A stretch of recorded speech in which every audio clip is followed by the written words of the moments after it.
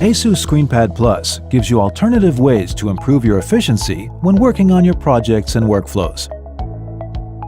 If you frequently use complicated key combinations, Quick Key can help you by replacing them with a single finger tap. For example, you can program it to open Windows settings and then minimize the window with just 2 taps. Also, the Quick Key profile will adjust to match the app you're using on the main screen.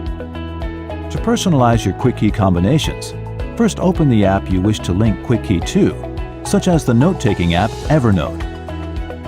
Then simply tap the top left icon and add a new Quick Key group. Name the new group and start customizing your Quick Keys. Press the keys you wish to set up and name the Quick Key function. Then, press Link to App. Next time you open Quick Key with the app, the Quick Key group will automatically show up. Explore all the different ways of interacting with ScreenPad Plus to input text, numbers, or shortcuts in a more efficient way.